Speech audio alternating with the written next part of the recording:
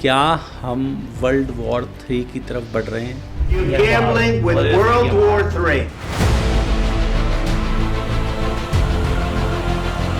क्योंकि आज वो सिचुएशन पे हम आ गए हैं कि आप एक खबर पढ़ते हैं और तब तक पूरी दुनिया की खबरें बदल जाती हैं। To shift to a wartime mindset. America is in war with any of the nation, then NATO has to respond in the favor of America. जब से डोनाल्ड ट्रंप आए हैं नेटो को बिल्कुल डाउनग्रेड कर दिया है। पाकिस्तान के साथ तो हम वही देखते हैं। पाकिस्तान हमारे साथ कर रहा है।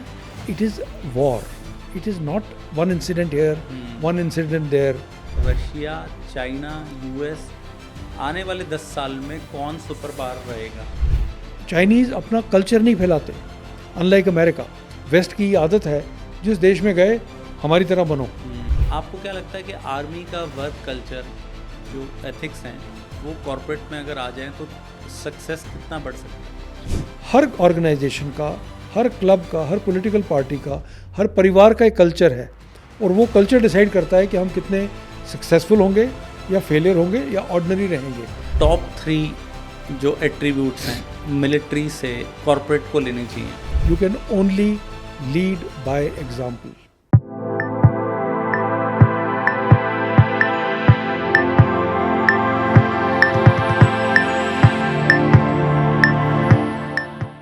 दोस्तों, welcome to yet another episode, inspiring episode of be the change podcast.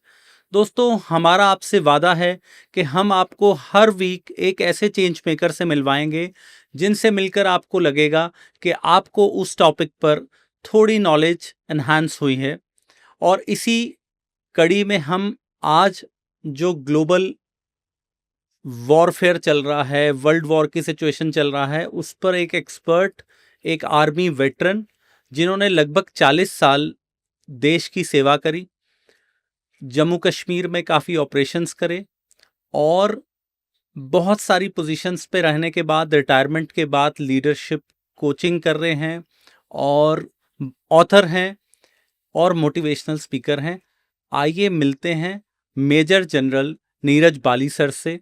Sir से हम आज बात करेंगे कि वर्ल्ड में क्या ग्लोबल ऑर्डर कैसे चेंज हो रहा है। हर रोज़ कोई ना कोई कंट्री वॉर में आ जाती है।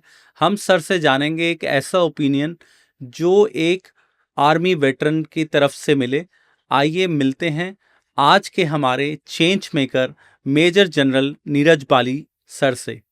Sir, welcome to be the change. आपने हमारे लिए बहुत समय निकाला, आज आप हमारे पास इतनी दूर से आए just for this podcast. This is a very big thing for me and I thank you for that. Thank you sir, अभी हम लोग स्टार्ट जब करते हैं, सबसे पहले जो सबका एक कॉमन सवाल है, क्या हम वर्ल्ड वॉर 3 की तरफ बढ़ रहे हैं? इससे पहले कि मैं इस बारे में कुछ बात करूं, मैं आपको बताना चाहूँगा कि जो भी मैं अपने व्यूज़ दे रहा हूं वो व्यूज़ तो मेरे अपने हैं, लेकिन एक वेटरन होने के अलावा मैं एक आर्मी के फैसिलिटेटेड थिंक टैंक का डायरेक्टर भी हूँ। उसका नाम है ज्ञान चक्रा और उसमें हम जियो पॉलिटिक्स के बारे में ही डिस्कशन करते हैं। सो ये कहना कि हम किस तरफ बढ़ रहे हैं ये आज बहुत मुश्किल है, क्योंकि आज वो सिचुएशन पे हम आ गए हैं कि आप एक खबर पढ़ते हैं और तब तक पूरी दुनिया की खबरें बदल जाती हैं। आज से 6-7 दिन पहले किसी ने सोचा नहीं था कि इजराइल इतने बड़े तादाद में ईरान के ऊपर हमला करेगा। उसके बाद हमें ये बताया गया कि शायद 2 हफ्ते की मोहलत एक तरह से डोनाल्ड ट्रंप ने दी है ताकि ईरान को ताकि ईरान फिर नेगोशिएटिंग टेबल पर आ जाए। पर उसकी वेट किए बिना अमेरिका ने उसके 3 न्यूक्लियर लोकेशंस पे अटैक कर दिया। और आज सुबह अचानक उन्होंने ट्वीट किया कि लड़ाई बंद हो गई है और ये 12 दिन की लड़ाई, ceasefire, nobody should violate. Yes, sir, उसमें नीचे एक इतने बड़े देश के जो एक ग्लोबल सुपर पावर गिनी जाती है यूएस, उसमें उन्हें नीचे लिखना पड़ा कि by Donald Trump, president of United States of America. हाँ, तो देखिए जो अब चल रहा है अमेरिका की तरफ से वो किसी भी अंदाज में नॉर्मल या कन्वेंशनल नहीं कहा जा सकता। अमेरिका के जो प्रेसिडेंट हैं वो कन्वेंशनल तो बिल्कुल ही नहीं है।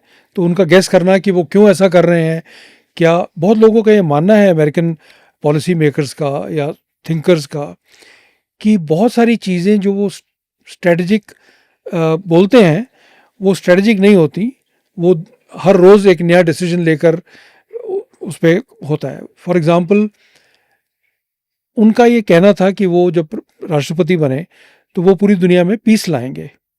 ही wanted to be a peace making president. Sir उनकी जो स्पीच थी, फर्स्ट स्पीच थी ट्रम्प 2.0 की, तो उसमें यही था कि आई वांट ग्लोबल पीस, कि रशिया यूक्रेन का भी जो चल रहा है सब कुछ मैं चाहता हूं कि world must be at peace. वो तो 24 घंटे की और बात कर रहे थे वो कि उससे हाँ, अब जब ईरान ने हमला किया, सॉरी इजराइल ने हमला किया ईरान के ऊपर, तब भी ये लग रहा था कि ये डोनाल्ड ट्रंप की मंशा या मर्जी नहीं थी, क्योंकि अगर आप मार्को रूबियो की स्टेटमेंट पढ़ें तो उन्होंने अपने आप को इस हमले से डिस्टेंस किया। उन्होंने कहा कि हमें मालूम है ये हो रहा है लेकिन इसमें हमारा कोई लेना देना नहीं है।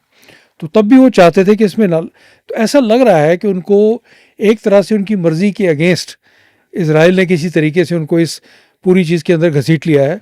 और फिर और ये मैं सुन रहा था कुछ लोगों की बात जो जानते हैं इन चीज़ों के बारे में, वो कहते हैं कि बहुत से ऐसे थिंकर्स हैं जिन्होंने डोनाल्ड ट्रंप को ये बोला कि अगर आप ये करोगे तो you will be a winner, और इस तरह की चीज़ उनको सुनना बहुत पसंद है।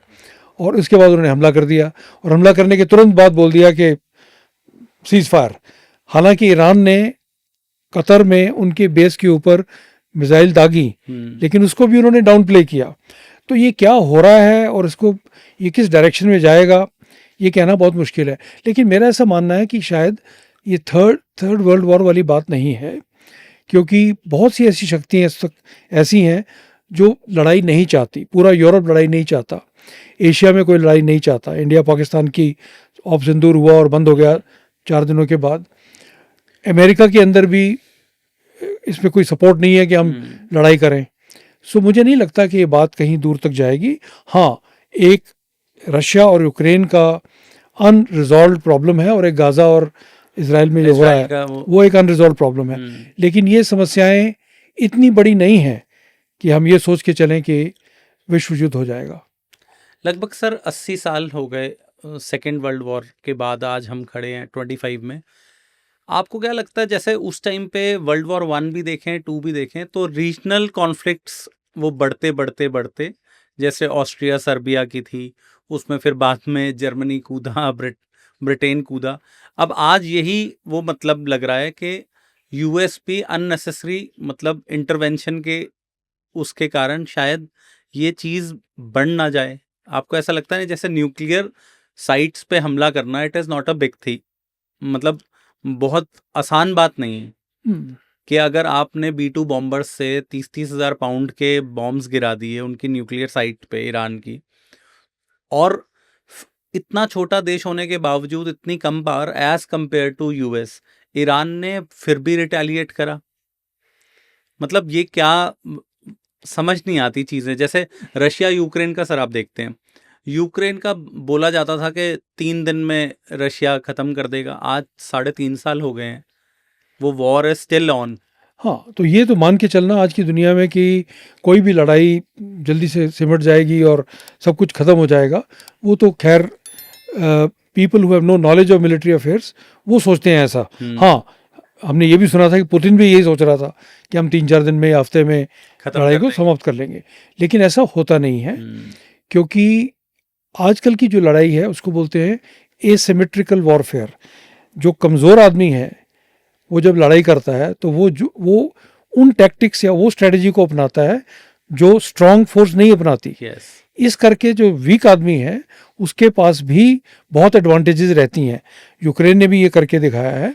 That is the same case with India Pakistan. That's also similar to India Pakistan. तो in fact as an aside I will say, हमारे बहुत सारे ऐसे देशवासी हैं जिनको लगता था अरे 4 दिन के बाद हमने सीज फायर कर दी, पीओके तो ले ही लेना था। उनको इनके बारे में बिल्कुल समझ नहीं है कि ये लड़ाई जो है वो इतनी आसान नहीं होती, और कोई देश ऐसे नुकसान दोनों साइड का होता है, नुकसान भी होता है और इतना आसान भी नहीं होता। कब्जा करना किसी भी जगह के ऊपर इतना आसान नहीं है, जैसा कि हम दुनिया में देख ही रहे हैं।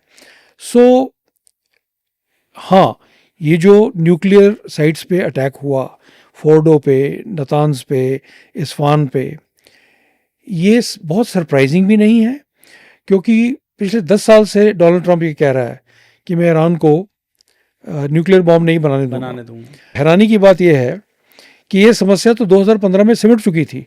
जब प्रेसिडेंट ओबामा ने ईरान के साथ डील की तो डील यही थी कि वो बॉम्ब नहीं बनाएंगे, वो खाली जो भी यूरेनियम इनरिच करेंगे वो अपनी पीसफुल पर्पसेस के लिए किए। और ईरान ने ये बात मान ली थी और IAEA के इंस्पेक्टर्स ये सर्टिफाई कर रहे थे कि वो बॉम्ब नहीं बना रहे। लेकिन जो ही डोनाल्ड ट्रंप पहली बार पावर में आए, उन्होंने पहले तो उसको फाड़ दिया। अब हम घूम के बिल्कुल उस जगह पे वापस खड़े हो गए हैं। आज भी आप ईरान से क्या उम्मीद करते हैं, क्या साइन करवाएंगे? यही ना कि हम न्यूक्लियर बॉम्ब नहीं बनाएंगे। तो वो 2015 में हो चुका था। सो हमने एक इतना बड़ा क्राइसिस क्रिएट किया और उसके बाद हम वापस वहाँ पहुँच गए। हाँ, शायद ये हो सकता है इजराइल के दिल में कि ईरान को अपनी जगह दिखानी है। ईरान कुछ हद तक मैं कहूँगा was playing a slightly over confident role in Middle East. जितनी उनकी ताकत थी नहीं, वो अपने प्रॉक्सीज के ज़रिए, हिजबुल्लाह के ज़रिए, हूथीज़ के ज़रिए, इराक के अंदर उन्होंने काफ़ी लोगों को तंग किया था। सो शायद इजराइल के दिल में ये होगा कि हम एक बार ऐसा झटका लगाएं कि ईरान अपनी जगह पे बैठ जाए। उसका एक हिडन मोटिव ऑब्वियसली ये है कि रिजीम चेंज हो जाए।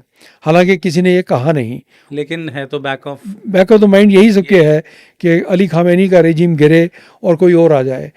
अनफॉर्चुनेटली जो आज तक हिस्ट्री रही है, जब भी अमेरिका या वेस्ट ने ये कोशिश की है, जो रिज़ल्ट निकला है वो पहले रिज़ल्ट से ख़राब था। इराक में सद्दाम हुसैन के बाद, लीबिया में मुअम्मर गद्दाफ़ी के बाद, हर जगह पे क्यास ही हुआ है। जो रिप्लेसमेंट आती है वो मेजरली तो क्यास ही करते हैं, वो क्यास ही होता है। बिकॉज देखिए, ईरान एक बहुत पुरानी सभ्यता है। उनके लिए सरेंडर कर देना, झुक जाना, ये बात को चुपचाप मान लेना, ये संभव था ही नहीं। सर मुझे ऐसा लगता है कि मिडल ईस्ट वाला जो जोन है पूरा, उसमें एक पावर सेंटर बनने की भी होड़ है। जैसे ग्लोबली है US, चाइना, रशिया, पर मिडल ईस्ट का भी एक लीडर बनना चाहता है, जिसको पहले टर्की ने भी ट्राई किया। मतलब उसका कोई सेट डिफाइंड नहीं है। ईरान भी मुझे लगता है उसी की भेंट चढ़ रहा है। आपकी बात सही है। मिडिल ईस्ट के अंदर अगर आप मेन 3-4 प्लेयर माने कौन है आज की डेट में, वो है Saudi Arabia, Israel, Turkey, Iran, Turkey, main बड़े बड़े तौर पे। जो मेन कॉन्फ्लिक्ट है या जो मेन आपस में होड़ है साइलेंटली, वो है सऊदी अरेबिया और ईरान के बीच में। खाली इस वजह से नहीं कि एक शिया है और एक सुन्नी है। इन दोनों की आइडियोलॉजी फ़र्क है, इनकी सोच फ़र्क है और इनका सक्सेस का मापदंड फ़र्क है। मैं आपको इसका उदाहरण देता हूँ। एक ज़माना था 1979 से पहले, जब रज़ा पहलवी राजा थे ईरान के, तो ईरान बहुत लिबरल कंट्री था। तो उन्होंने एक बार सऊदी अरेबिया के जो उस टाइम पे राजा थे उनको बोला, तुम थोड़ा ध्यान से चलो, तुमने अपने लोगों को बहुत दबाया हुआ है इस्लाम के नाम पे, किसी दिन ये लोग खड़े होकर आपके अगेंस्ट बोलेंगे। तो जो सऊदी अरेबिया के राजा थे उन्होंने जवाब दिया था उनको, रज़ा पहलवी को, कि आपको इस चीज़ की समझ नहीं है कि आप एक इस्लामिक मुल्क के राजा हैं, आप फ्रांस के राजा नहीं हैं। वही सिचुएशन बिल्कुल उल्टी हो गई है। अब सऊदी अरेबिया में मोहम्मद बिन सलमान जो हैं वो एक प्रोग्रेसिव आउटलुक के साथ चल रहे हैं। उनकी सक्सेस के लिए ये ज़रूरी है कि उनका देश लिबरल बने, प्रोग्रेसिव बने, और उन्होंने बहुत से ऐसे स्टेप लिए हैं। उसको आमतौर पे कहा जाता है विजन 2030। और जो ईरान है उसके बारे में मजाक ये है कि दे हैव अ विजन 1979। वो वहीं के वहीं अड़े हुए हैं। So if Iran ideology succeeds, Saudi Arabia में नॉट सक्सीड। वहाँ के रेडिकल लोग खड़े होकर बोल सकते हैं, देखो एक मुल्क इस्लामिक देश है, वो कल्चर बचा रहा है और आप बिल्कुल उसको बिगाड़ रहे हो। सो एक तो होड़ ये है आपस में। इस होड़ में एक बड़ा इंटरेस्टिंग टर्न अमेरिका ने लिया है। कुछ मैं डोनाल्ड ट्रंप की तारीफ भी करूँगा उसके लिए। उन्होंने क्या किया कि जब पिछली बार सऊदी अरेबिया आए, उन्होंने अनाउंस कर दिया कि सीरिया के ऊपर से पूरे सैंक्शन हटा लिए, और जो सीरिया के प्रेजेंट रूलर हैं उनसे मिले भी। और उन्होंने क्या कहा उस टाइम पे, मैंने ये इसलिए किया क्योंकि जो क्राउन प्रिंस हैं सऊदी अरेबिया के, उनने मुझे ऐसा करने के लिए बोला और उनके लिए मैं कुछ भी करूँगा। Look what he has done. Syria used to be a proxy of Iran. Syria का रुझान हमेशा ईरान की तरफ था। एक तरह से उन्होंने ईरान के झोले में से निकाल के उसको सऊदी अरेबिया की तरफ फेंक दिया कि ये तुम्हारे असली ही is the person who will look after you. So एक तो उन्होंने वो किया। दूसरा उन्होंने क्या किया, हुथीज़ बार बार अटैक कर रहे थे अमेरिकन शिपिंग को, सब तरह की शिपिंग को। उन्होंने 50-60 दिन हुथीज़ के ऊपर बम्बार्डमेंट की और फिर एक तरह से एक साइलेंट सा एग्रीमेंट कर लिया कि हुथीज़ से अभी हमारी कोई लड़ाई नहीं है, हुथीज़ हमारे ऊपर कोई, हालांकि हुथीज़ उस टाइम पे इज़राइल के ऊपर अभी भी मिसाइलें दाग रहे थे, बम गिरा रहे थे। सो एक उन्होंने वो किया, कोशिश की कि हुथीज़ को भी ईरान के इन्फ्लुएंस से निकाला जाए। तो ये पूरी जो कहानी है, इसमें अमेरिका अपने बिजनेस इंटरेस्ट बना रहा है सऊदी अरेबिया के साथ और कोशिश कर रहा है कि सारे मुल्क सऊदी अरेबिया के पीछे हो जाएं बजाय कि ईरान। और ईरान को तो बिल्कुल वीक कर दिया गया है, मिलिटरीली, डिप्लोमेटिकली, इकोनॉमिकली। अभी तो ये सुनने में आ रहा है कि नाटो नेशंस हैं, जो ये 32 नेशंस हैं, उनकी कॉन्स्टिट्यूशन में लिखा हुआ है कि अगर if America is in war with any of the nation then NATO has to respond in the favour of America. ऐसा भी है? नेटो का आपस में एग्रीमेंट है ये, लेकिन नेटो का एग्रीमेंट होना ना होना अब ना के बराबर है। जब से डोनाल्ड ट्रंप आए हैं, नेटो को बिल्कुल डाउनग्रेड कर दिया गया है। अगर आप शुरू की स्पीचेस सुने पीट हेग्सेथ की, जो उनके सेक्रेटरी ऑफ डिफेंस हैं, उन्होंने नेटो को आके जो भाषण दिया, नेटो की ही बेइज्जती की एक तरह से। जिस तरह से जेडी वैंस ने पूरे यूरोपियंस को तरह तरह की बातें सुनाई, तो नेटो को एक तरह से डाउनग्रेड कर दिया गया है। डोनाल्ड ट्रंप का ये मानना था अपनी पहले टेन्योर में भी कि नेटो के सभी मुल्क अपनी इकोनॉमी के जीडीपी का परसेंटेज उतना नहीं लगाते डिफेंस के लिए जितना वो अमेरिका से उम्मीद करते हैं, और एक तरह से अमेरिका के साथ ये अनफेयर है। तो इस वजह से नेटो को तो वो डाउनग्रेड कर रहे हैं। रशिया के विजावी भी देखिए नेटो को एक तरह से उन्होंने डाउनग्रेड कर दिया है। यूक्रेन को तो साफ बोल दिया है कि तुम नेटो के मेंबर नहीं बन सकते। सो ये मानना कि कौन किसकी मदद करेगा, ये तो भविष्य बताएगा। अभी तो इस टाइम सर जैसी सिचुएशन चल रही है, मतलब आप लोग तो डिटेल में स्टडी करते हैं, एज अ जनरल ओपिनियन हम लोगों को समझ ही नहीं आ रहा कि कौन किसकी तरफ है। मतलब जनरल पब्लिक को तो समझ ही नहीं आ रहा। अभी कल रशिया चाइना से भी उम्मीद लगाई जा रही है कि they will back Iran. Yes, अगर वो ईरान के साथ आ जाते हैं तो फिर वर्ल्ड वॉर की सिचुएशन क्रिएट हो गई। देखिए पहले बात लेते हैं चाइना की। चाइनीज़ की एक बड़ी स्ट्रेंथ है, वो लड़ाइयों में नहीं पड़ते।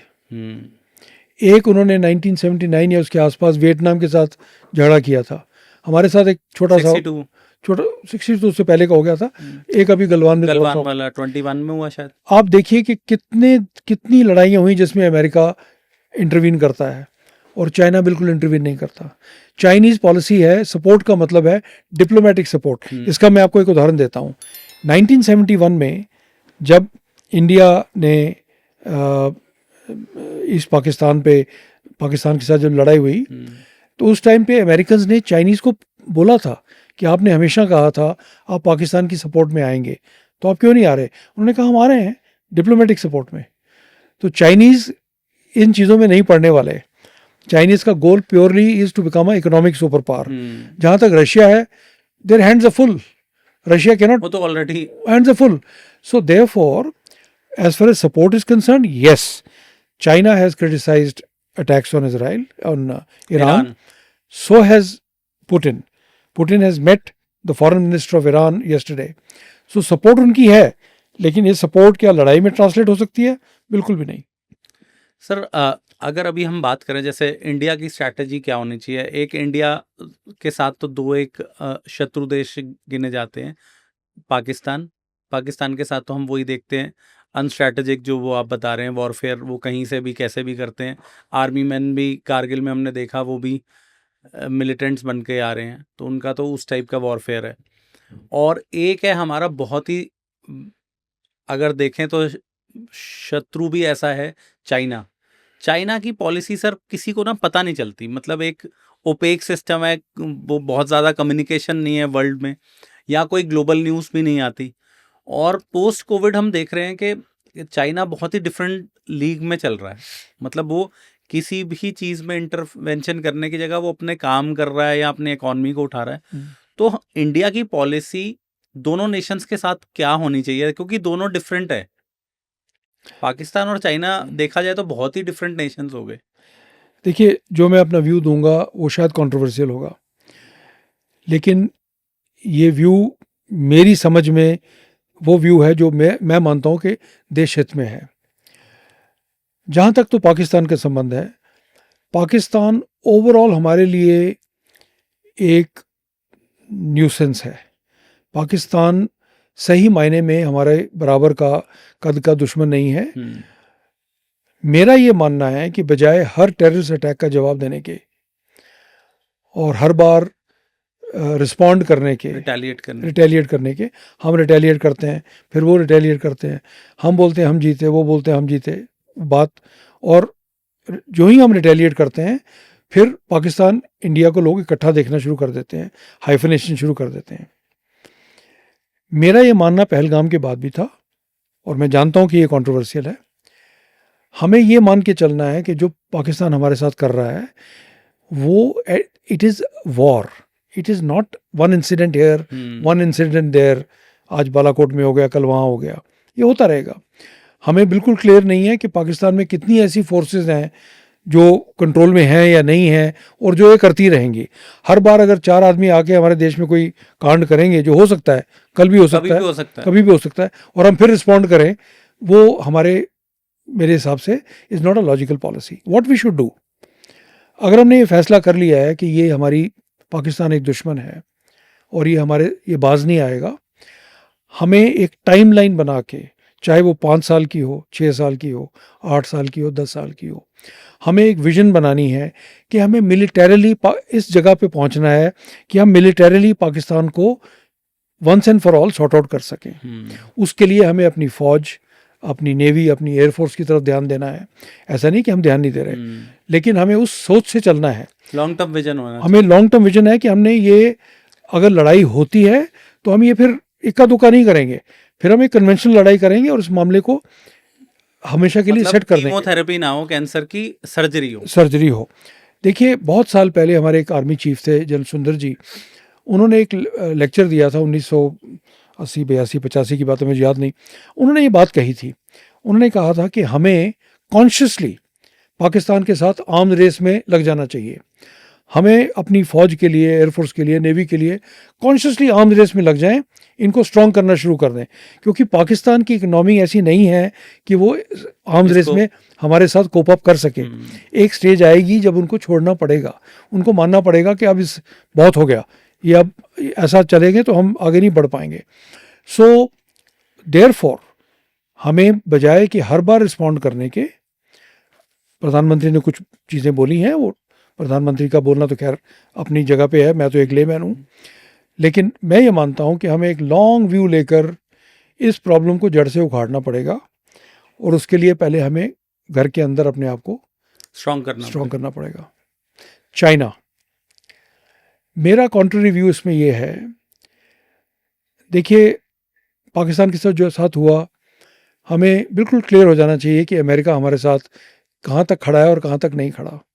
ठीक है, अमेरिकन रिलेशनशिप, पूरी दुनिया की रिलेशनशिप इज मोस्टली ट्रांजैक्शनल। उनको आपके काम से काम है तो आपके साथ है, नहीं तो नहीं है। अभी वो मुनीर के साथ लंच करने को भी तैयार हैं और सब कुछ करने को तैयार हैं, और ईरान के बारे में भी बात करने को तैयार हैं, so on and so fourth. मेरा ये मानना है कि हमें शायद दुनिया में जियोपॉलिटिकली अपनी रिलेशनशिप्स को थोड़ा री-इवैल्यूएट करना चाहिए। कोई ज़रूरी नहीं है कि चाइना हमारा परमानेंट दुश्मन रहे।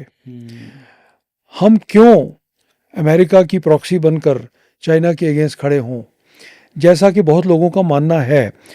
असल में ऐसा हो रहा है या नहीं हो रहा है, मैं उस पर कमेंट नहीं करूँगा। ये बात कई बार कही गई है कि अमेरिका हमें इसलिए स्ट्रॉन्ग करता है, इसलिए हमें न्यूक्लियर एनर्जी बनाने देता है ताकि हम चाइना के अगेंस्ट हम एक तरह से एक बुलवार्क बन, स्ट्रैटेजिकली लोकेशन वाइज भी यूएस के लिए बेनिफिट है। बट व्हाई शुड वी हम एक सॉवरन कंट्री हैं, we are an old civilisation, हम अमेरिका की ये काम क्यों करेंगे? देयरफॉर देखिए, गलवान के बाद भी चाइना के साथ हमारा ट्रेड बढ़ा है, ट्रेड भी बढ़ा नहीं हुआ, और रिलेशनशिप भी, मतलब फॉरेन सेक्रेटरीज वगैरह मिल रहे हैं। चाइना के साथ हमारी एक अनसॉल्व्ड बॉर्डर क्वेश्चन है। चाइना के साथ हमें वही अडॉप्ट करना चाहिए जैसा चाइना ने ताइवान के साथ किया है। जो चीज़ सॉल्व नहीं हो पा रही उसको बैक बर्नर पे डाल दो और बाकी काम करो, दोस्ती बढ़ाओ, पीपल टू पीपल एक्सचेंज बढ़ाओ और चीज़ें करो। मैं ये नहीं कहता कि ये आसान होगा, मैं ये भी नहीं कहता कि हमें किसी ट्रैप में फंस जाना चाहिए चाइना के साथ, लेकिन मेरा ये मानना है कि उनको एक परमानेंट दुश्मन सोच के या एडवर्सरी सोच के हम शायद अपने सेल्फ नेशनल इंटरेस्ट में काम नहीं कर रहे। हमें रीइवैल्यूएट करना चाहिए कि हमारे कौन दोस्त हैं या हमारे कौन से दोस्त होने चाहिए और इस दुनिया का फ्यूचर किस तरफ है। Is America the future of this world or not? We should think about this. Sir मैं इसी बात पे आ रहा था कि जो सुपर पावर है, फ्यूचर है यूएस, मुझे नहीं लगता, मतलब ऐसा नहीं है कि यूएस रेस से बाहर रहेगा, लेकिन अगर टॉप 3 नेशंस देखें तो उसमें आपको क्या लगता है रशिया, चाइना, यूएस आने वाले 10 साल में कौन सुपर पावर रहेगा? देखिए ये इस तरह की रैंकिंग करना बहुत मुश्किल है, लेकिन अमेरिका आज की डेट में जो भी कर रहा है वो चीज़ें हैं जो उनके अपने हक में ही नहीं है। अपने आप को आइसोलेट कर लेना, बाकी दुनिया की परवाह नहीं करना, कितने ट्रेड सैंक्शंस लगा दिए सभी देशों पे, तरह तरह के बिल्कुल क्योटिक टैरिफ सैंक्शन लगाना जिसका इकोनॉमिकली मुझे तो कोई ऐसा इकोनॉमिस्ट नहीं मिला या जिसने मैंने पढ़ा नहीं जो कहता हो कि ये बिल्कुल ठीक बात है। अपनी जो मेन स्ट्रेंथ है एजुकेशन, द सॉफ्ट आर्ट्स, उसी को हर्ट करना शुरू कर देना। एक मैगजीन है नेचर मैगजीन जिसमें रैंकिंग करते हैं कि दुनिया की कौन सी यूनिवर्सिटीज़ हैं जो रिसर्च में टॉप हैं। जो लास्ट उसका इशू था उसकी टॉप 10 में 9 चाइनीज़ यूनिवर्सिटीज़ थी। जो नंबर 1 पे थी वो अमेरिकन थी। कौन सी? हार्वर्ड, जिसको नुकसान पहुंचाया जा रहा है। जो फंड हार्वर्ड के काटे जा रहे हैं वो कोई लेफ्ट विंग के फंड नहीं काटे जा रहे, वो काटे जा रहे हैं रिसर्च के, कैंसर रिसर्च के, इस तरह के। और जबकि उन्होंने वो अपना वो दिया मागा, मेक अमेरिका ग्रेट अगेन, वो अपना उसका जो इनका कैंपेन था उसकी मेजर वो बेस ये था कि will make America great again. लेकिन मुझे ऐसा लगता है जो आपने बात कही सर वो बहुत डिफरेंट व्यू है। अगर एजुकेशन को हमने हिंडर करा, ये हमारे देश में भी ये चीज़ देखना बहुत ज़रूरी है। अगर नेशन को आगे बढ़ना है तो people of the nation they must educate themselves और वो मेहनत डिफरेंट लेवल पे करनी पड़ेगी। Absolutely. जो कि यूएस कर चुका है आज से 100 साल पहले जब वो ग्रेट बना। और चाइना अब सर कहीं ना कहीं चुपचाप कर रहा है, बहुत मेहनत कर रहा है। चाइना तो बहुत मेहनत कर रहा है। चाइनीज़ की जो वर्क एथिक है वो बहुत डिफरेंट है, जो कन्फ्यूशियन फिलॉसफी पे बेस्ड है। अगर आप उसके 2-3 मेन स्ट्रैंड लें, number 1 hard work is celebrated, hard work is considered great. Number 2 कम खर्चा करना, फ्रुगैलिटी, ये चाइनीज सोच में है, mentality. So as a result वो कमाते हैं और सेव करते हैं। उनकी savings have gone up to 30%, American savings I think 5% और 2%। Americans are in debt. तो उनका कॉन्सेप्ट ही नहीं है। Third, education of children is considered extremely important, top priority. More so जब चाइनीज़ ने 1 चाइल्ड पॉलिसी अनाउंस की तो हर पेरेंट का फोकस हो गया कि एक बच्चे को तो कमाल का बनाना ही बनाना है, चाहे कुछ भी बेचना पड़ जाए, उसमें कुछ भी करना पड़ जाए। हालांकि वो पॉलिसी भी हटा दी गई है, लेकिन अभी भी मैक्सिमम लोग जो हैं वो 1 चाइल्ड पर ही हैं और एजुकेशन पे उनका बहुत ज़्यादा फोकस है।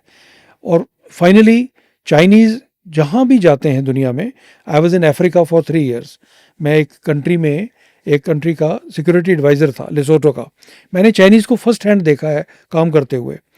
चाइनीज़ की अप्रोच ये है, वो जिस देश में जाते हैं सबसे पहले वो बोलते हैं कि हम आपके लीडर से बात करेंगे, हमें कोई परवाह नहीं उसकी क्या फ़िलासफ़ी है, उसकी क्या लीनिंग्स हैं, उसका क्या ह्यूमन राइट रिकॉर्ड है। He is the ruler, we will talk to him. हम आपको ज्ञान नहीं देंगे, हम आपको शिक्षा नहीं देंगे।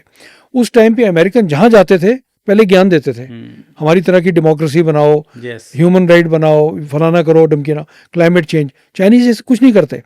Chinese go and support the local government of the day, then they take on big infrastructure project जो हर बंदे को दिखाई देते हैं, रेलवेज, बड़े बड़े कन्वेंशन सेंटर, बड़ी building, dams, they do that.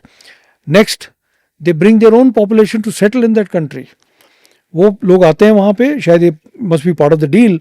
वो लोग आते हैं, वो अपनी थोड़ी सी जगह बना लेते हैं, धीरे धीरे वो खेती करनी शुरू कर देते हैं, और चाइनीज़ अपना कल्चर नहीं फैलाते। अनलाइक अमेरिका, वेस्ट की आदत है जिस देश में गए हमारी तरह बनो।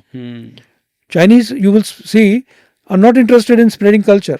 कोई किसी को चाइनीज़ नहीं बना रहा, वो अपने काम से काम में लगे। जैसे आपने बोला, they are interested in becoming an economic power house, and if there is one lesson we must learn, it is exactly that. हमें बाकी काम छोड़ के अपने देश को इकोनॉमिकली स्ट्रांग बनाना है, अपना वर्क एथिक इम्प्रूव करना है, और we have to focus on that. बाकी सब चीज़ें जो हैं वो बेकार हैं। अब सर यही जो आप बात कर रहे हैं, मैं उसी पे चाहता हूं कि आप थोड़ा और इलेबोरेट करें कि हम यूएस और चाइना दोनों से एग्जाम्पल लेकर, दोनों की स्टेज हमें पता है, उससे India, what Indians can learn, हम भारतवासी क्या सोच सकते हैं, और अगर हमें इनके साथ सुपर पावर बनना है। देखिए सर, स्ट्रांग अगर नहीं है, हम कोई भी नेशन स्ट्रांग नहीं है, तो फिर क्या होता है, कभी भी कुछ भी हो सकता है। अगर हमें स्ट्रांग बनना है तो उसके लिए देश की जनता के लिए क्या आप मैसेज देना चाहेंगे, क्या मतलब करना चाहिए? ज़रूर ज़रूर। पहली चीज़ मैं ये कहूँगा उसके कहने से पहले कि चाइनीज़ की एक एडवांटेज है, उनका जो गवर्नेंस है वो अलग तरीके का है, डिफरेंट है, और बहुत सारी चीज़ें उनके लिए बहुत आसान है। हमारा डेमोक्रेटिक सेटअप है, हमारा डेमोक्रेटिक सेटिंग में थोड़ा मुश्किल है ये चीज़।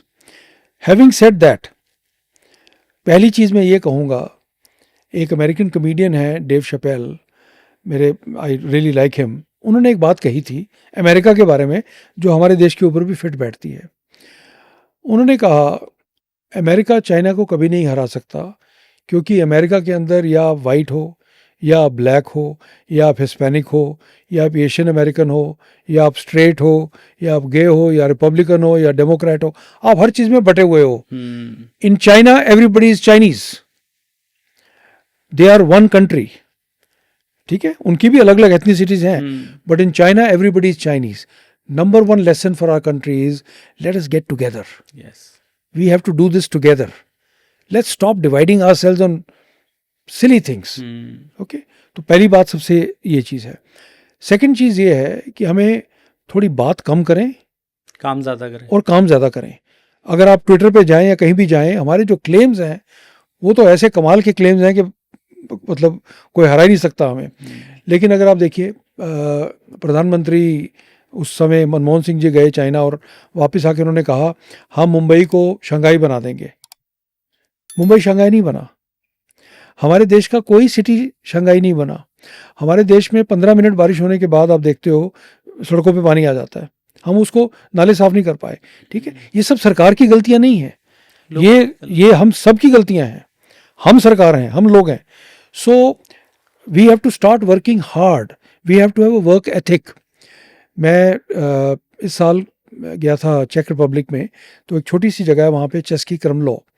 बहुत ठंड थी उस दिन, और 4 बजे इतनी ठंड हो गई कि मैंने लोगों से पूछा, दुकानें कहते जी बंद हो जाती हैं 7 बजे, जो आपने ख़रीदना है खाना है अभी ले लो और फिर आप होटल चले जाओ। एक वहाँ पे स्टोर था जो चाइनीज़ चला रहे हैं।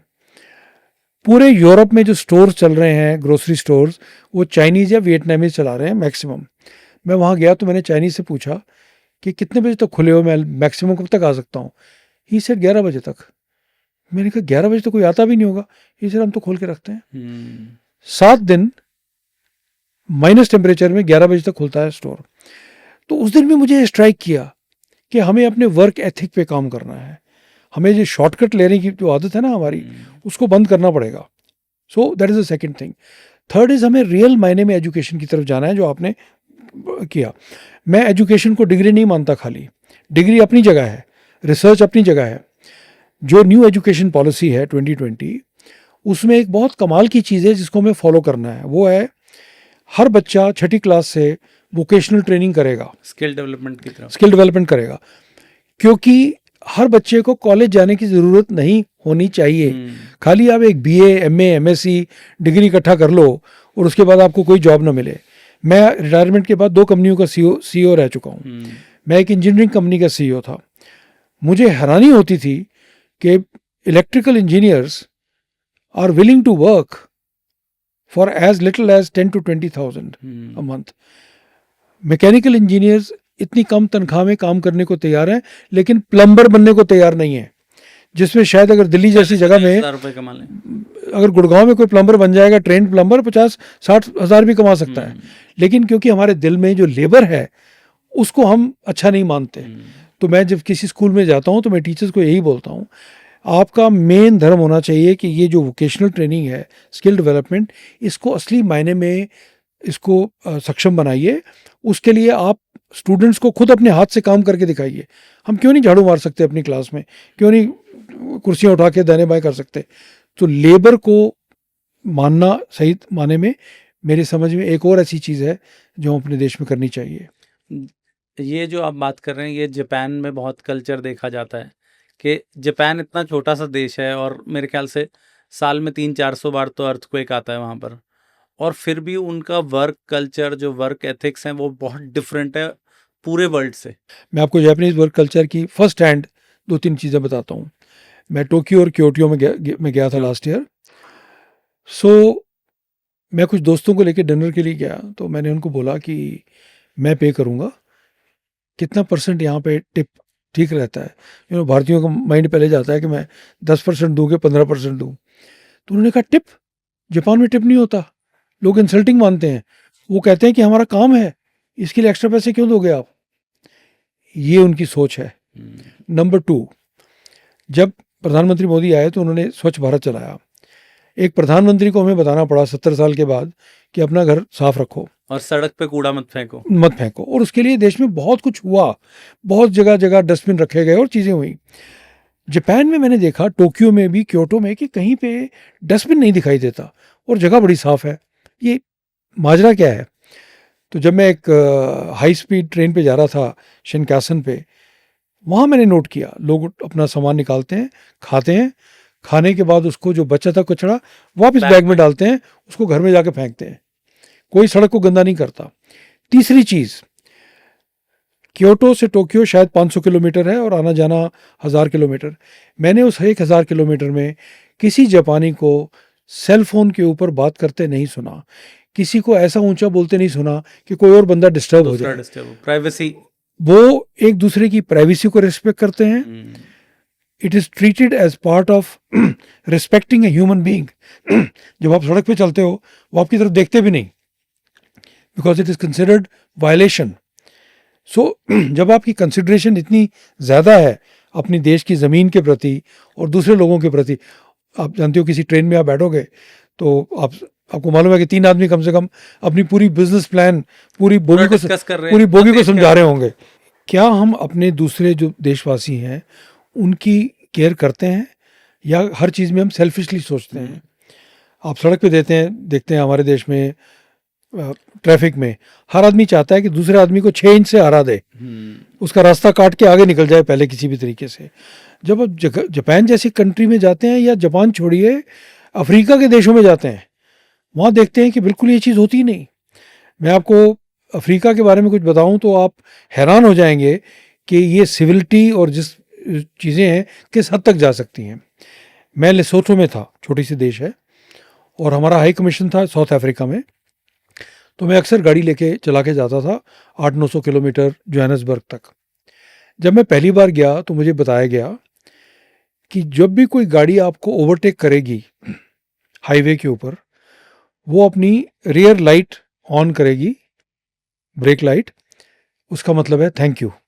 ओके। और आपको अपनी अगली लाइट ऑन करनी है, मतलब जैसे आपसे आगे चले गए तो आपको थैंक यू बोलेगा, के बाद वो थैंक यू ऑन करेगा, और आप अपनी हेडलाइट ऑन करेंगे, you are welcome, you are welcome. I was surprised. और पूरे जर्नी में मैंने देखा कि हर गाड़ी ने ये किया। Very strange. This is courtesy.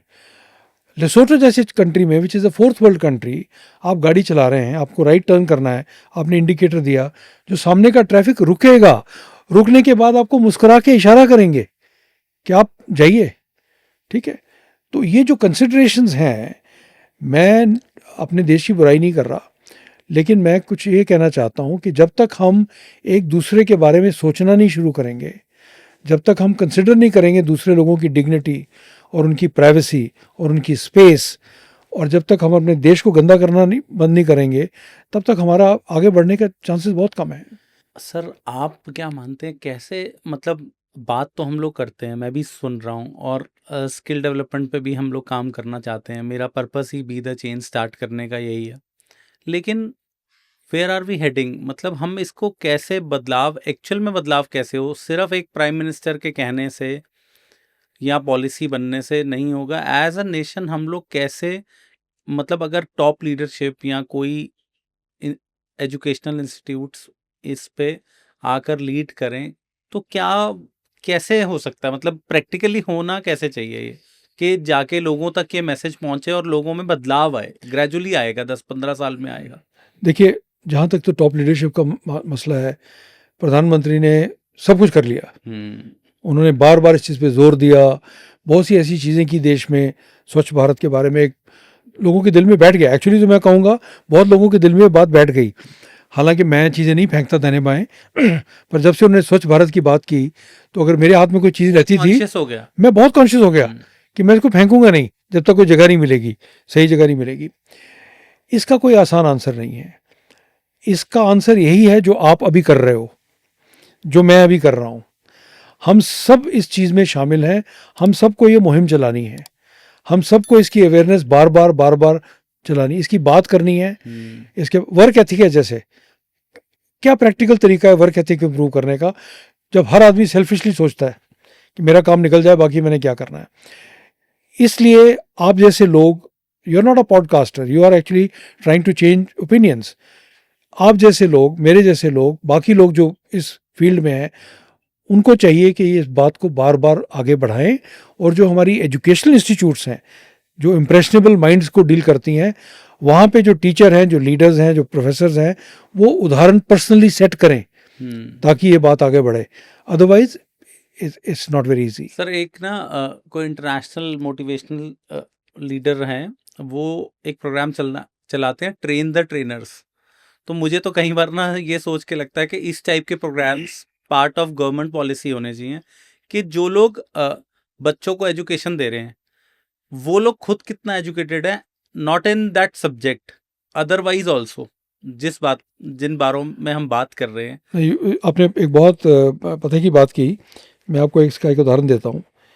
मैं एक रूरल एजुकेशन सोसाइटी का CEO था रिटायर होने के बाद, जिसमें 92 स्कूल कॉलेज थे। तो हमारे नीचे 2 ITI थी। अब इंडस्ट्रियल ट्रेनिंग इंस्टीट्यूट का एक ही काम होता है, बच्चों को वोकेशनल ट्रेनिंग देना और उनको इस लायक बनाना कि वो इमीडिएटली कुछ काम कर सकें। उसमें एक कोर्स चलता है 2 साल का, एयर कंडीशनिंग एंड रेफ्रिजरेशन। मुझे एकदम ख्याल आया कि हमारी सोसाइटी में बहुत सारे AC लगे हुए हैं, शायद हज़ारों की तादाद में होंगे, तो इसकी मेंटेनेंस हम बाहर के लोगों से क्यों कराते हैं? इन्हीं से कराते हैं, बच्चों से कराते हैं। और जितने पैसे हम बाहर वालों को दे रहे थे, उतने के उतने ही पैसे हम बच्चों को देंगे, ताकि उनकी एक पॉकेट मनी बन जाए, प्लस वो और सीखें। तो मैंने ITI के प्रिंसिपल को बुलाया, तो कहने लगे जी ये नहीं हो सकता। मैंने कहा क्यों? कहते क्योंकि 2 साल के कोर्स में स्प्लिट AC नहीं पढ़ाया जाता। कैन यू इमेजिन, 2 साल के एयर कंडीशनिंग कोर्स में स्प्लिट AC सिलेबस में है ही नहीं। तो मैंने कहा लाओ अपना सिलेबस, इसको काटो, हम इसमें डालेंगे। कहते ये हो नहीं सकता। क्यों? क्योंकि जो टीचर पढ़ा रहे हैं उनके ज़माने में स्प्लिट AC था नहीं, उनको भी नहीं आता। This is part of the problem. जो ट्रेनर है, both professionally as well as attitudinally, needs to be trained, needs to be trained. Sir अगर अब जैसे अब आने वाले टाइम में हम लोग फ्यूचर का, एक्चुअली हम आज की प्रॉब्लम को आज सॉल्व करते हैं, बीट रोड्स कुछ भी करते हैं, ट्रांसपोर्टेशन भी बनाते हैं, तो वो आज के हिसाब से हम लोग बना लेते हैं। जबकि चाइना की या डेवलपिंग नेशंस की ये अप्रोच रहती है कि 20-30 साल बाद इंफ्रास्ट्रक्चर की रिक्वायरमेंट होगी, तो हम आज ऐसा बनाएं। जैसे हम अपना घर बनाते हैं, तो घर में ये भी सोच लेते हैं 10 साल का बच्चा है, तो सोचते हैं 25 साल की एज में इसकी मैरिज हो जाएगी, तो उस हिसाब से घर, इंडिविजुअली तो हम ऐसा सोचते हैं, बट एज अ नेशन हमारी एक ऐसी अप्रोच नहीं है। अब जैसे आप स्प्लिट AC का बात कर रहे हैं, अगर स्प्लिट AC का नहीं है, तो वो स्किल डेवलपमेंट हमारे पास ऑन द ग्राउंड आएगी नहीं, और अगर वो स्किल सेट नहीं आएगा तो हम कैसे रहेंगे? एब्सोल्युटली। देखिए, कुछ चीज़ें न्यू एजुकेशन पॉलिसी ने कोशिश की है सॉल्व करने की, लेकिन मुझे ये लगता है कि कई बार सिलेबस ना बदलने का एक वेस्टेड इंटरेस्ट रहता है। क्योंकि अगर आप सिलेबस बदलेंगे तो जिन्हें पढ़ा रहे हैं उनको भी तो बदलना पड़ेगा ना, जाते हैं, उनको भी तो पढ़ना पड़ेगा। बहुत सी सॉफ्टवेयर कंपनियां हैं जिनसे मैं बात करता था कि आप हमारे इंजीनियरिंग के बच्चों को जॉब क्यों नहीं देते, वो कहते हैं जो आप पढ़ा रहे हो वो तो रेलिवेंट ही नहीं है, वो लैंग्वेज तो हम चलाते ही नहीं बाहर अभी। सो हमें एक तरीका बनाना पड़ेगा। मान लीजिए इंजीनियरिंग का कोर्स है 5 साल का, उसका जो लास्ट 1 साल होना चाहिए, it should be based on completely future studies, जो हर साल सिलेबस बदले।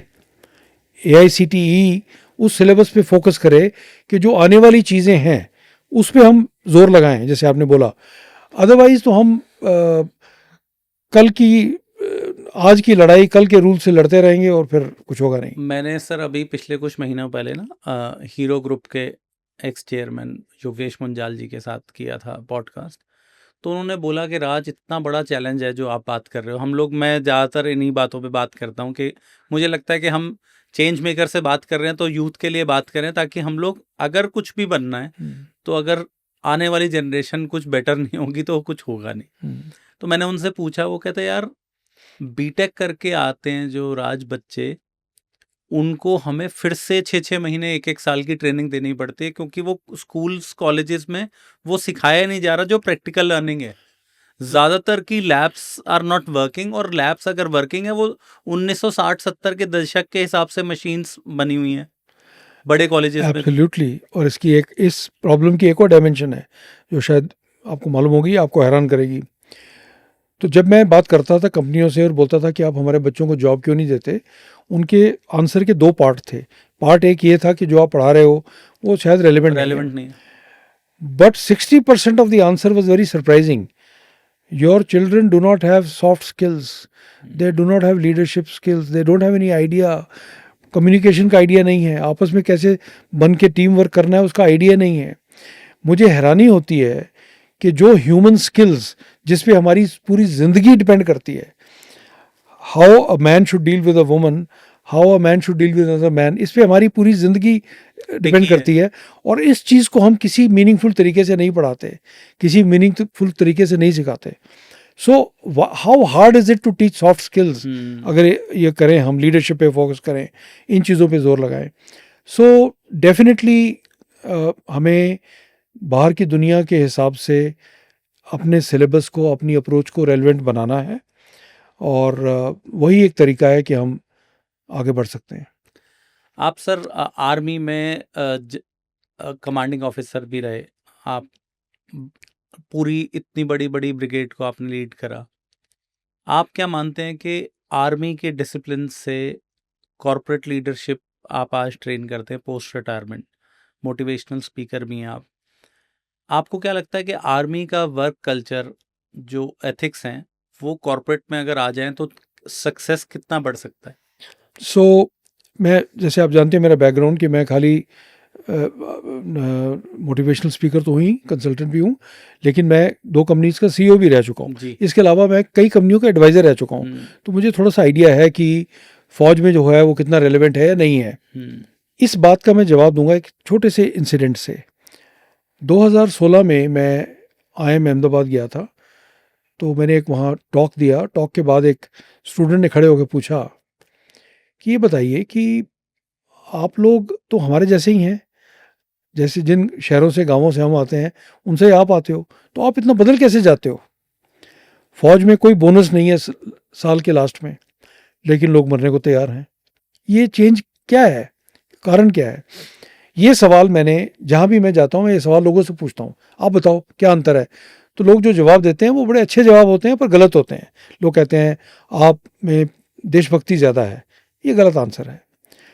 कोई भी इंसान, चाहे फौजी हो या सिविलियन हो, अगर वो देश से प्यार करता है और मायने में काम करता है तो देशभक्ति का कोई अंतर नहीं है। फौजियों का कोई देशभक्ति के ऊपर कोई ट्रेडमार्क नहीं लगा हुआ, आप बड़े डेडिकेटेड हो, आप ये हो, फलाना हो, नहीं।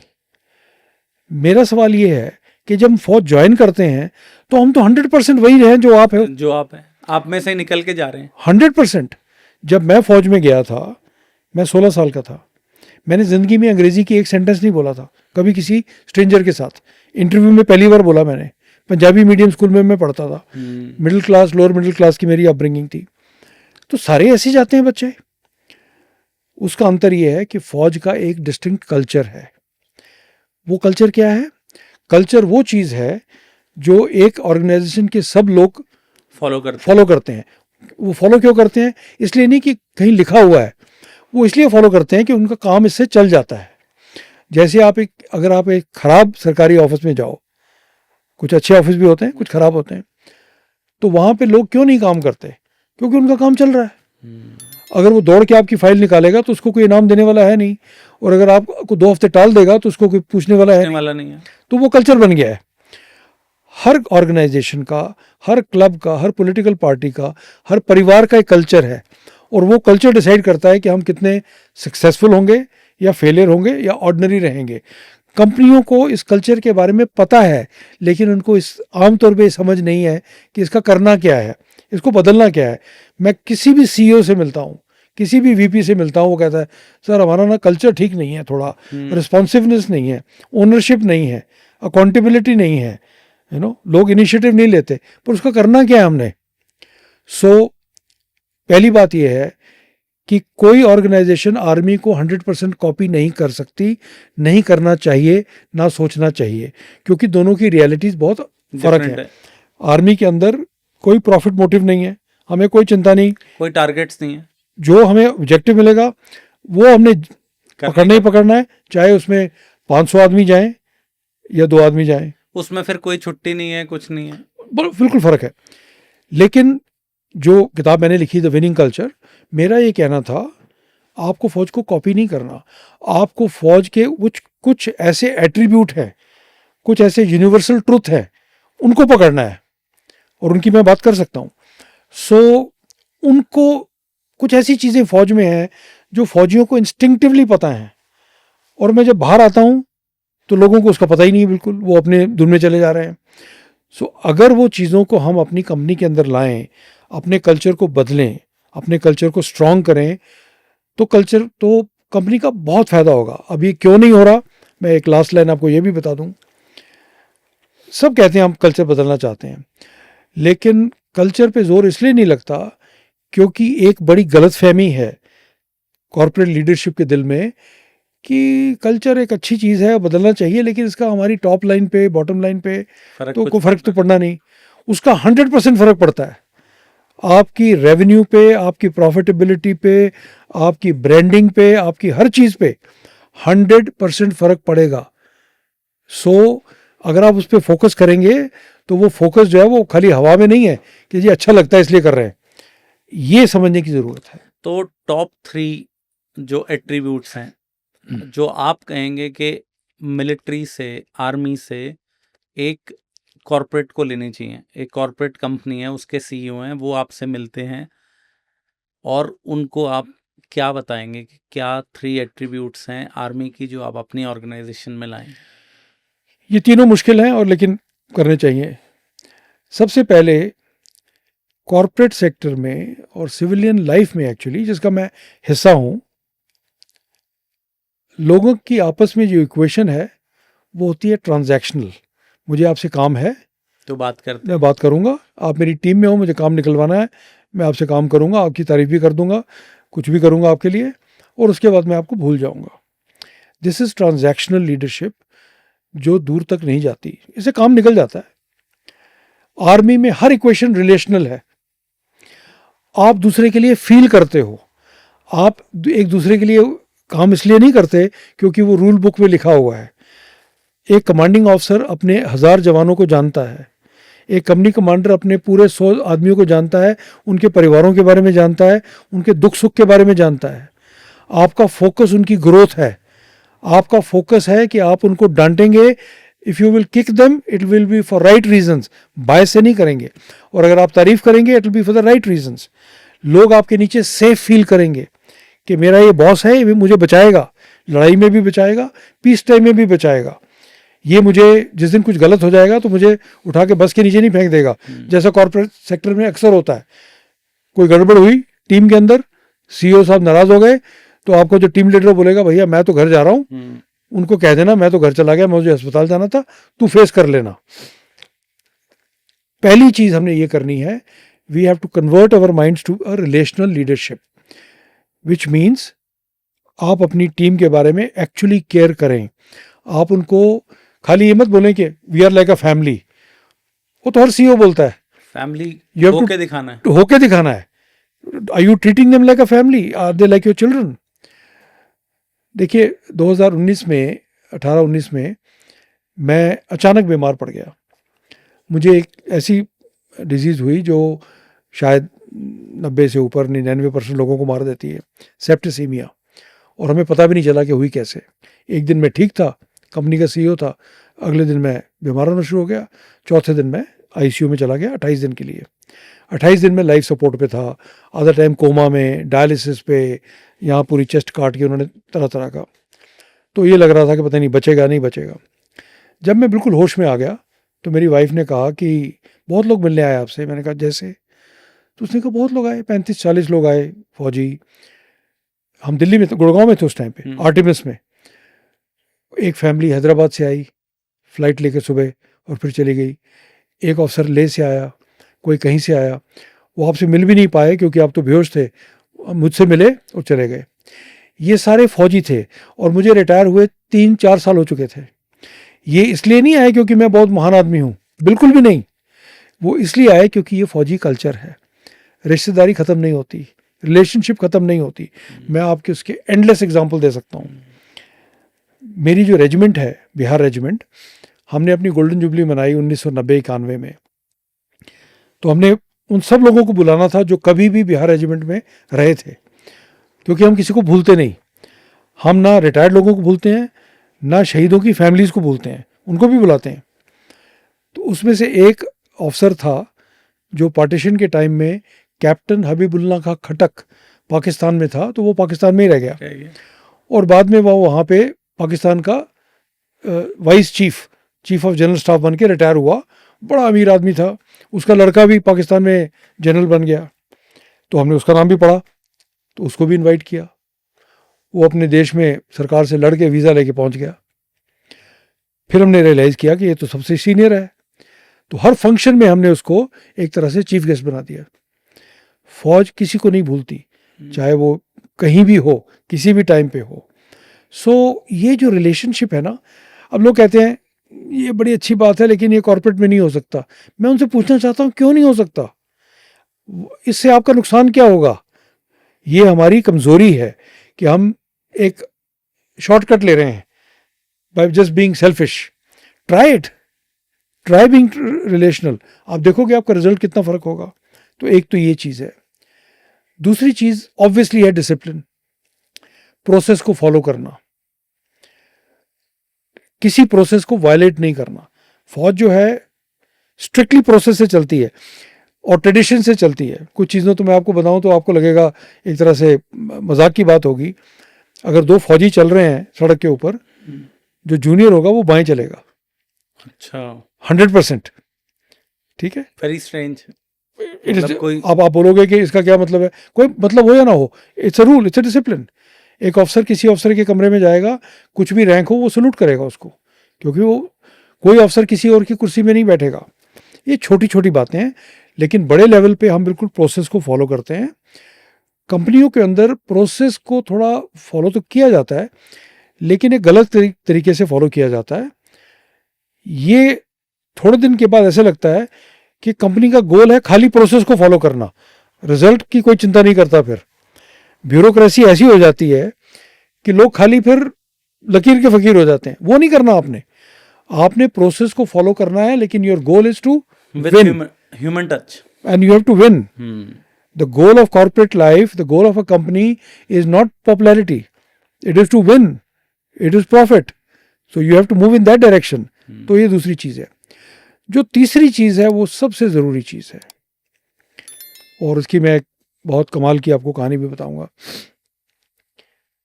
अगर आपके सुनने वाले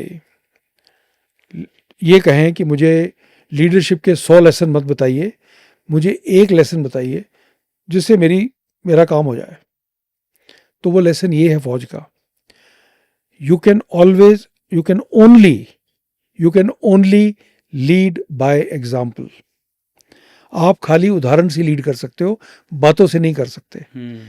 बातें तो बड़ी आसान है, वर्ड्स आर चीप। कोई भी स्टेज पे खड़ा होकर बोलता है we are customer centric, we are employ centric, I am your family, we are a family. इन चीज़ों का कुछ मतलब नहीं है. It is your example that is going to matter. And that is something that the army understands perfectly. Where every officer, every senior, every subedar, every NCO has to set an example. इसकी मैं आपको एक कहानी सुनाता हूँ जो शायद आपके रोंगटे खड़े करेगी. 1997 में मैं एक बटालियन का CO बना. हमारा काम था टेररिस्ट को मारना. एक राष्ट्रीय राइफल्स बटालियन थी. तो एक सुबह हम कहीं जा रहे थे, ट्रैक कच्चा था, हमें मालूम नहीं था कि उसके नीचे मिलिटेंट्स ने बारूद लगाया हुआ है. कौन से एरिया की बात है? कश्मीर में कुपवाड़ा एरिया की बात है. तो मिलिटेंट्स ने बारूद लगाया हुआ था, आईडी जिसको बोलते हैं, इम्प्रोवाइज एक्सप्लोसिव डिवाइस. मेरी गाड़ी जा चुकी थी, वो किसी वजह से या तो बच गई, उड़ा नहीं होगा या उनको होंगे नहीं वहाँ पे. जो नेक्स्ट गाड़ी आई वो उड़ गई. उस जोंगा में 6 लोग थे. वो पेड़ों से ऊपर गया, 2 बार हवा में पलटी खा के ज़मीन पे गिरा. उसमें एक ऑफिसर मेजर मोहित बेग और 2 जवान वहीं पे शहीद हो गए. और एक ऑफिसर उस टाइम पे लेफ्टिनेंट रवि लोगनाथन और 2 जवान उस मलबे के अंदर फंस गए, ब्लीडिंग एंड बुरी हालत में. मिलिटेंट्स ने फायरिंग शुरू की मलबे के ऊपर ताकि बाकी लोगों को भी मारा जाए. हमने धमाका सुना, पूरे ज़िले ने धमाका सुना. हमने गाड़ियाँ वापस मोड़ी तो लोगों ने कहा अभी पैदल जाओ, हो सकता है और भी इन्होंने लगाई हों सुरंगें.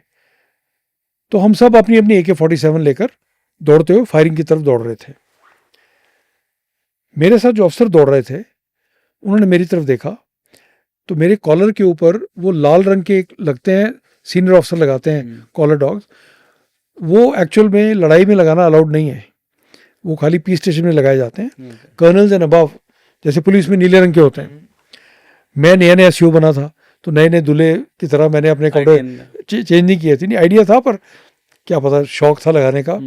तो उसने मुझे बोला सर आप ये उतार दो, अभी आपको गोली लग जाएगी, फिर पता चल जाएगा उनको कि आप कौन हो. तो मैंने कहा हाँ मैं उतार दूंगा.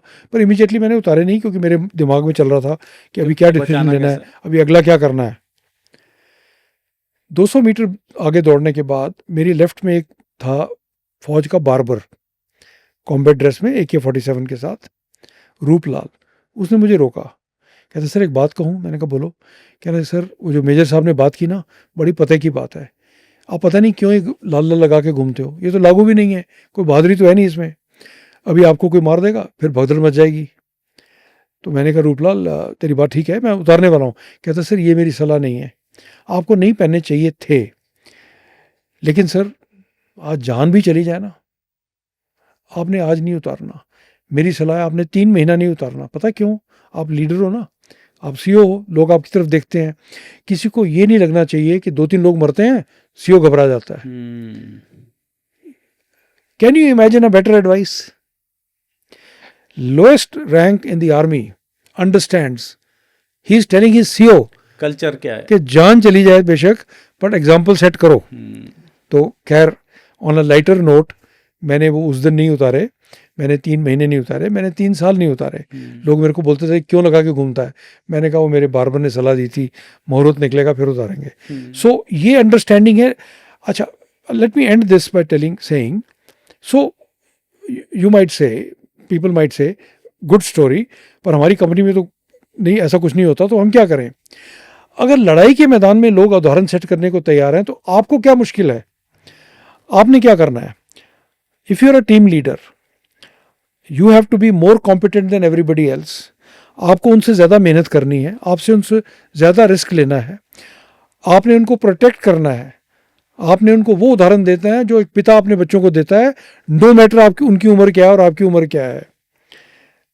ये सब काम आप कॉर्पोरेट सेक्टर में कर सकते हैं. और आप मेरी बात मानिए, अगर कोई ऐसा करता है कंसिस्टेंटली तो लोग हमेशा उसको फॉलो करेंगे, आज भी, कल भी, परसों भी. सर फौज में आपने 37+ ईयर्स करा, उसके बाद आप 2 कंपनीज के CEO भी रहे. आपको क्या लगता है कि फौज का जो हमने कल्चर की बात करी कि हमें बेसिकली अगर 3 ये मेजरली हम कॉर्पोरेट्स में ले आए, कॉर्पोरेट तो एक अलग बात होगी, हम अपनी फैमिली में, आगे रिलेशनशिप में, और जैसे स्कूल्स में भी हम लोग बात करते हैं जहाँ पर हमारी नेशन बिल्डिंग एक्चुअली होती है, वहाँ पर हम फौज का डिसिप्लिन लाना या फौज की ये एट्रीब्यूट्स लाना वो कैसे पॉसिबल है? देखिए, सबसे पहली चीज़ आपको ये समझनी पड़ेगी कि कल्चर हमेशा ऊपर से नीचे आता है, टॉप टू बॉटम। कल्चर नीचे से ऊपर नहीं जाता।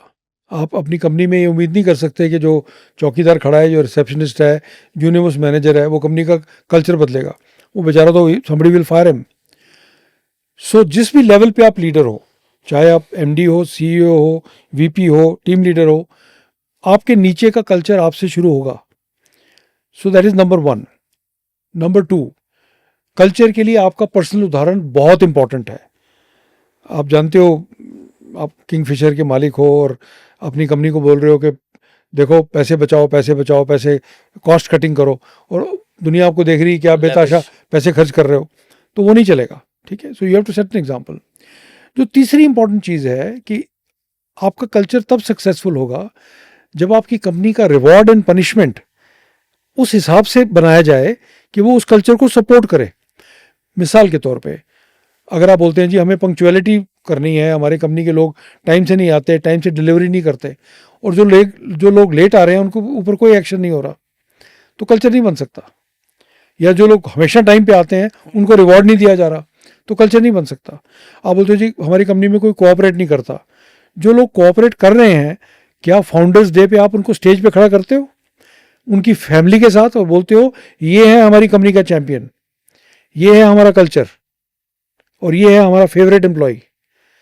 जब तक आप रिवॉर्ड और पनिशमेंट कंस्ट्रक्ट नहीं करोगे, आर्मी के अंदर 100% चीज़ें रिवॉर्ड और पनिशमेंट उस तरह से हैं जो कल्चर को सपोर्ट करती हैं। ठीक है, अगर कोई आदमी पैसे बनाने की कोशिश करेगा या कोई उल्टा पुल्टा काम करेगा लीडिंग टू वेमेन या ऐसी कोई चीज़, 100% आर्मी उसके ऊपर सख्त एक्शन लेगी। लेकिन जहाँ पे कोई एरर ऑफ जजमेंट करता है ऑपरेशन के दौरान, जो उसकी इंटेंशन नहीं रहती, आर्मी उसको प्रोटेक्ट करती है ताकि इनिशिएटिव बना रहे। सो आपकी हर एसओपी, हर प्रोसीजर, हर रिवॉर्ड, हर पनिशमेंट, हर ट्रेडिशन, हर नॉर्म उस कल्चर को सपोर्ट करे। The third and the last thing is, इस चीज़ को आपको बार बार रिपीट करना पड़ेगा, परसिस्ट करना पड़ेगा, क्योंकि कल्चर आसानी से नहीं बदलता। Culture is very hard to change, क्योंकि लोग अपने सेल्फ इंटरेस्ट से काम करते हैं। अगर उनका काम चल रहा है तो वो चला ही जाएंगे। मैं किसी एक कंपनी का नाम नहीं लूँगा, लेकिन अगर आप अलग अलग एयरलाइंस देखिए, क्या वजह है कि एक एयरलाइन कहती है कि हम हमेशा टाइम पे चलते हैं या मैक्सिमम टाइम पे चलते हैं।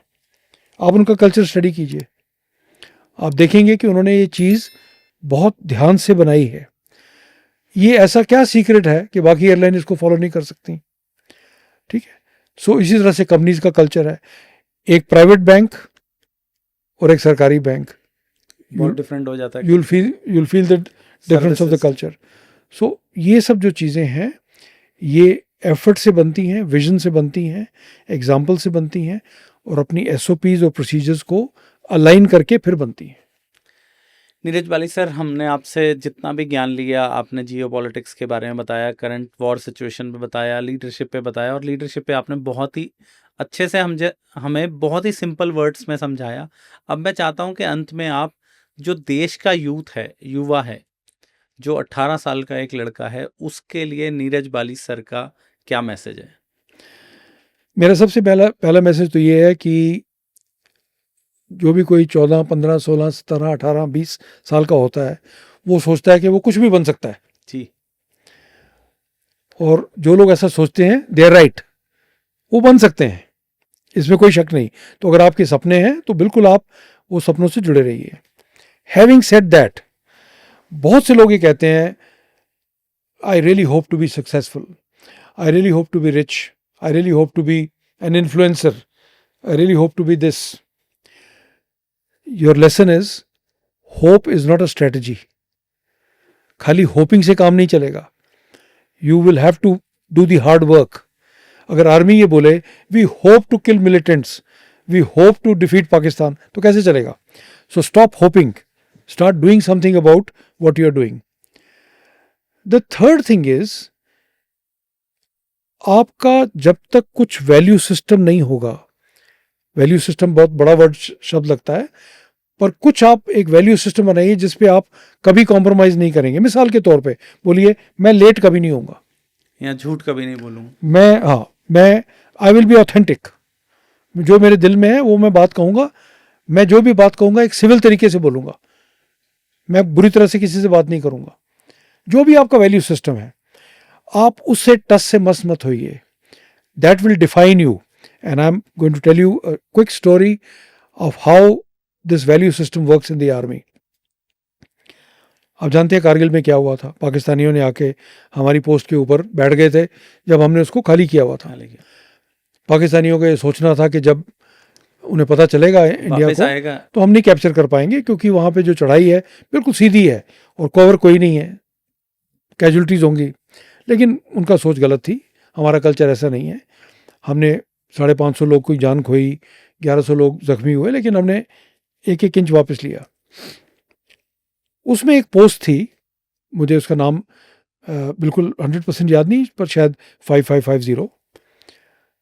वो चढ़ना इतना मुश्किल था कि उसके पीछे क्लिफ था, उस पर बर्फ़ थी, उसके ऊपर एक बटालियन ने खूंटे गाड़ गाड़ के, रस्सियाँ बांध बांध के चढ़ने की कोशिश की। 48 घंटे लगे इस काम में।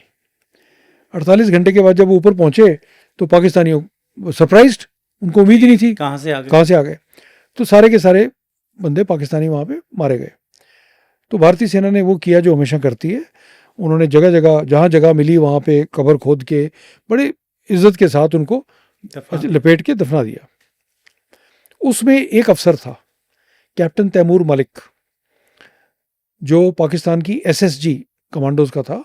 उस टाइम पे वो 5 NLI के साथ काम कर रहा था। तैमूर मलिक के दादा पाकिस्तान में एक जज थे, लेकिन वो लंदन में सेटल थे। उन्होंने कोई 15-20 दिन के बाद भारतीय हाई कमीशन में गए और बड़ी अनयूजुअल रिक्वेस्ट की।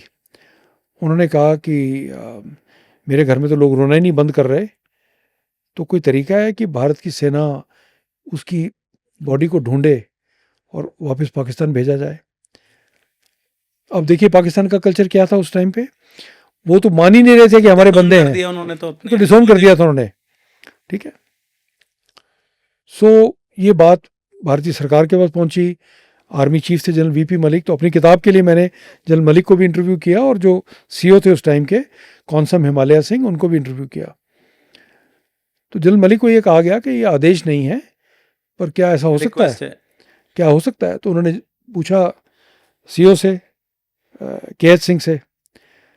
तो KH सिंह ने कहा कि सर हो सकता है, मैं अपने जवानों को कहूँगा तो वो करेंगे, लेकिन भारतीय सेना की ये वैल्यू नहीं है कि हम अपने अफसरों को लड़ाई के मैदान में जवानों के ऊपर प्रायोरिटी दें। ये करना एक गलत उदाहरण सेट करेगा, it will violate our values. मुझे ये आदेश चाहिए, मैं तब करूँगा अगर आप मुझे अलाउ करें कि मैं सबकी बॉडीज़ निकालूं, जवानों की, पाकिस्तानी जवानों की और अफसर की, और सबकी सब वापस भेजी जाएं। और यही हुआ, सारी बॉडीज़ को निकाला गया, हमारे जवान उठा के नीचे लाए गए, हेलीकॉप्टर से लाके उनको वापस किया गया। इस कहानी का में 2 लेसन्स हैं। एक तो है कि आपकी वैल्यूज़, चाहे कोई भी प्रेशर हो, आप अपनी वैल्यूज से नहीं हटेंगे, नंबर 1। इसका जो दूसरा लेसन है वो बड़े अजीब गरीब तरीके से मेरे सामने आया। मैंने कहीं ये कहानी सुनाई तो किसी ने क्राउड में खड़े होकर बोला कि बड़ी अजीब बात है, ये तो भारतीय सेना तो बड़ी कमज़ोर है, पाकिस्तानी तो हमारी बॉडी को काट काट के फेंक देते और आप लोग उनकी बॉडीज़ को सिर पे उठा के वापस कर रहे हो, ये क्या तरीका है? तो मैंने कहा इसका एक कारण है कि हमने क्यों किया। इसका कारण ये है कि हम भारतीय सेना है, हम पाकिस्तानी सेना नहीं है। ये मूर्खता बहुत लोगों के दिल में है कि अब हम वैसे बन जाएं जैसे पाकिस्तानी है। हम क्यों वैसे बने? हमारी अपनी सभ्यता है, हमारा अपना कल्चर है, अपना सोचना है। इसी वजह से तो कोई रीज़न है कि हस्ती मिटती नहीं हमारी। ठीक है, तो हमें ये एक बड़ा लेसन है देशवासियों के लिए कि हमें उन लोगों की कॉपी नहीं करनी है, उनकी वैल्यूज़ नहीं अपनी देश में लानी जिनको हम दुश्मन मानते हैं। हमारी अपनी वैल्यूज़ हैं। तो दोस्तों आज हमारे साथ थे major general Neeraj Bali sir.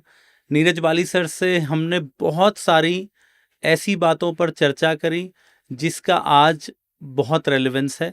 Specially अगर हम देखें जियोपॉलिटिक्स के बारे में सर ने अपने नॉलेज से हमें एनलाइटन किया, और साथ में सर ने बहुत ही आसान शब्दों में हमें ये बताया कि हम अपने कॉरपोरेट्स में, अपने बिजनेसेस में कैसे एक आर्मी कल्चर को और एथिक्स को बिल्ड करके कंपनी को ग्रो कर सकते हैं। और मेरा ऐसा मानना है जनरल बाली जैसे जो चेंज मेकर्स हैं उनसे आपको मिलवाकर मैं अपना थोड़ा सा योगदान अपने देश में दे रहा हूं, और आपसे चाहता हूं कि अगर आपको लगता है कि मेरी ये एफर्ट थोड़ा सा भी बदलाव ला सकती है तो आप इसको ज़रूर सुनिए, इस पॉडकास्ट को, और अगर अच्छा लगे तो आगे अपने दोस्तों में, अपने कोलीग्स को फॉरवर्ड करिए। Thank you. Thank you. जय हिंद।